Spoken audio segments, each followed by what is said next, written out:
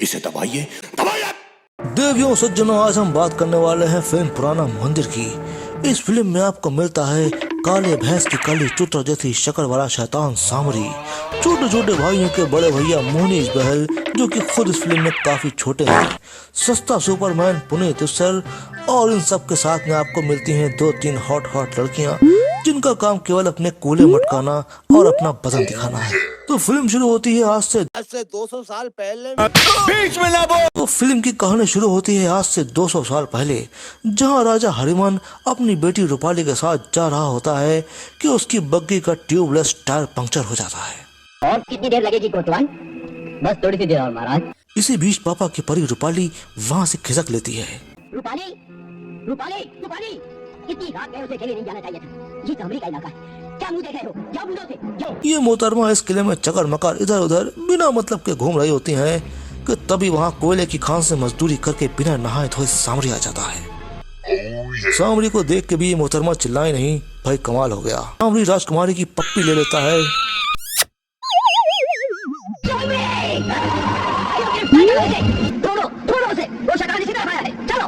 सामरी वहाँ से बच के जाने की कोशिश करता है, लेकिन महाराज इसे चाट से मार दिया जाए। नहीं, इसे दीवार में चुनवा दिया जाए। महाराज, मेरी विचारधारा ये कहती है कि इस खूनी दरिंदे को पवित्र अग्नि में जलाकर हमेशा के लिए राख कर दिया जाए। दरबार में सब अपने अपने आइडियाज राजा को देते हैं, लेकिन राजा के दिमाग में कुछ और ही चल रहा था। मेरे दिमाग में एक और स्कीम है। नहीं गुरुदेव, इस शैतान के सर को इसके धड़ से अलग कर दिया जाएगा और ये धड़ इसी मंदिर के पीछे खंडों में रखा दिया जाएगा और ये सर दूर हवेली में मेरी हिफाजत में रहेगा। हाँ, ये हुआ ना कुछ तूफानी। एक विनती है महाराज, उस कटे हुए सर के साथ शंकर के इस त्रिशूल भी रखा जाए। लेकिन सर कटने से पहले सामरी अपनी अंतिम और ऐतिहासिक स्पीच देता है।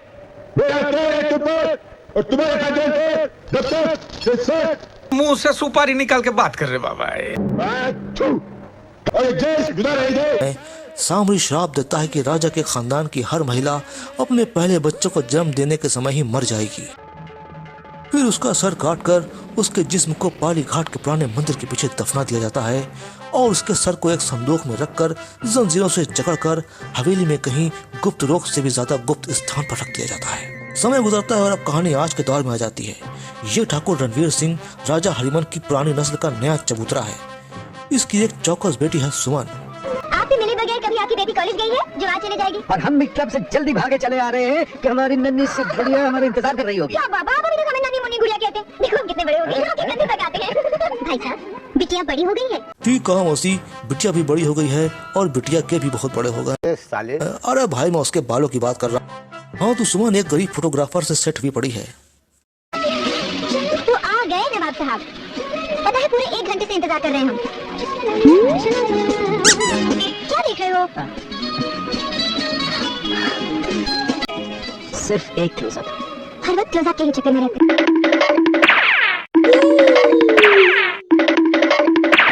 ये कैसा क्लोजअप है भाई साहब जिसमें सिर्फ पेंदे ही पेंदे दिख रहे हैं। सॉरी भाई साहब, गलती आपकी नहीं, दरअसल मैं भी वही देख रहा था जहाँ आप देख रहे थे। ये संजय का जिगरी दोस्त सस्ता सुपरमैन आनंद है। उस रात ये लोग क्लब में अय्याशी करने जाते हैं, जहाँ ये मोहतरमा कैबरे के नाम पे पूरे क्लब में गदर काटे पड़ी।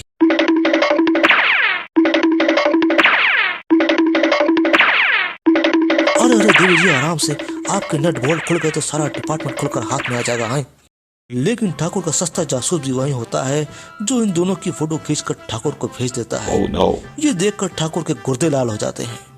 ये संजय है पापा, बहुत ही अच्छा लड़का है। तुम मुझसे फिर नहीं मिलोगे। पापा, पापा प्लीज। लेकिन ये इतने आसानी से कहाँ मानने वाली थी। मैं जानता था सुमन, एक दिन तुम्हारा ये अमीर बाप हमारे बीच एक चांदी की दीवार खड़ी कर देगा। फिर भी संजय, तुम एक बार पापा से मिल क्यों नहीं लेते? ये दोनों बातें मटका ही रहे होते हैं कि ठाकुर अपने गुंडों को स्कूल यूनिफॉर्म पहनाकर साथ लेकर वहाँ आ जाता है। बेवकूफ, महल के चिराग झोंपड़े में जलाएगा तो रोशनी नहीं होगी, झोंपड़ा जल जाएगा। अगर पलट के मैं आपको 4 शब्द बोल दूं तो कैसा लगेगा? पर मैं नहीं बोलूंगा। आंख दिखाता है मादरचोद। बंद कर दो इसकी ज़बान। कोट पैंट वाले गुंडे उसकी सुताई शुरू कर देते हैं, लेकिन तभी आनंद वहां आ जाता है और जूडो कराटे से सबकी बुंद फाड़ देता है।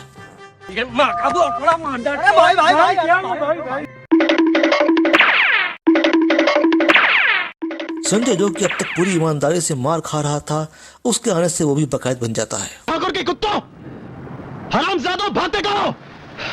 संजय मनहूस आशिक की तरह समुद्र किनारे अपनी मोहब्बत के ठरकी लम्हों को याद कर कर अपना और हम सबका सामान टाइट कर रहा होता है।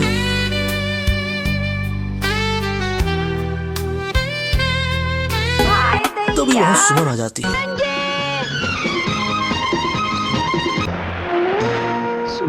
लेकिन ये ईमानदार कच्चो, अरे मेरा मतलब है ये ईमानदारी दिखाते हुए उसको लेकर ठाकुर के पास आता है। आपके खानदान की इज्जत को आपके हवाले करने आया हूं ठाकुर साहब। मैं चाहता तो आपके इस चिराग को अपने घर की रोशनी बना सकता था, लेकिन डर इस बात का था ठाकुर साहब कि कहीं ये रोशनी आपके इस महल को जला न दे। मैं चलता हूँ। और फिर ठाकुर अपनी दुख भरी कहानी संजय और सुमन को सुनाता है। एक जमाना था जब हम भी गरीब हुआ करते थे। और अरे ये वाली कहानी नहीं भाई, सामरी और उसके श्राप की कहानी। वो उनको बताता है कैसे जब सुमन पैदा होने वाली होती है तो अस्पताल के स्टाफ की फट के चार हो जाती है।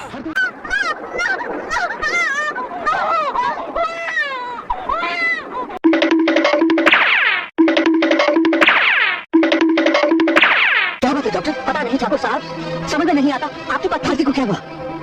आप खुद जाकर देख लीजिए। ठाकुर अंदर जाता है और क्या हुआ? अबे ये क्या हो गया? ठाकुर की बीवी अपनी डरावनी शक्ल दिखाकर निपट जाती है और अब उसी शराब की वजह से ठाकुर सुमन की खुदाई, अरे मेरा मतलब उसकी शादी नहीं होने देना चाहता। ये सब सुनकर संजय वहां से चला आता है। और उल्लू के पट्टे तू उसे छोड़कर चलाया। अरे क्या सोचेगी वो तेरे बारे में? तुम नहीं जानते आनंद, मैं सुमन से कितना प्यार करता हूँ। मैं उसके बगैर रह नहीं सकता। सुना तुमने? मैं उसके बगैर रह नहीं सकता आनंद। वाह क्या एक्टिंग कर रहा है। लेकिन सुमन प्रचंड चिपकू कन्या है, वो फिर से आ जाती है। तुम इस वक्त यहाँ? संजय, हम बीजापुर जाएंगे। बीजापुर? हाँ संजय, उसी हवेली में जो हमारी जुदाई का सबब है। और सब लोग मिलकर पुरानी हवेली जाकर सच जानने का फैसला करते हैं। आनंद अपनी कौड़ियाली बीवी को भी साथ ले लेता है और फिर सब मिलकर जिंदगी से भी बड़ी गाड़ी में बैठकर पुरानी हवेली की तरफ निकल पड़ते हैं। रात होते होते ये सब पुराने मंदिर पहुंच जाते हैं, जहां पर सब खा पीकर सो रहे होते हैं कि तभी किसी की गड़फटी में चिल्लाने की आवाज सुनकर सुमन वहां जाती है और उसको सामरी दिखाई पड़ जाता है, वो भी बिना सर के। वो डर के वहां से भागती है, लेकिन तभी वहां संजय आ जाता है और फिर वही होता है जो हॉरर फिल्मों में हमेशा होता आया है। ये तुम्हारा वहम होगा, तुमने सपना देखा होगा। लड़ा लहसुन। क्या देखा तुमने? संजय, मैंने क्लास देखी संजय, उसका सर कटा हुआ था और मेरी तरफ बढ़ रही थी। कुछ नहीं है यहाँ। तुम सिर्फ थक गई हो। कोई डरावना ख्वाब देखा होगा? नहीं, मगर मैंने टच किया। फिर अगले दिन सब पुरानी हवेली पहुंच जाते हैं। चलो तुम यहीं बैठो। हाँ ठीक है। हम लोग देख आते हैं। और अरे ये क्या बाबा सिर चीज है भाई? आए कौन हो तुम? बोलती क्यों नहीं? ये गूंगी है, मेरी माँ है मंगली। मैं हूँ यहाँ का चौकीदार दुर्जन। ये है आपके दादा राजा प्रताप सिंह की तस्वीर। और ये है चौकीदार उनको उनके बाप दादाओं की हवनक तस्वीरें दिखा रहा होता है, लेकिन राजा हरिमन की तस्वीर अखियां मिलाऊं कभी अखियां चुराऊं करने लगती है।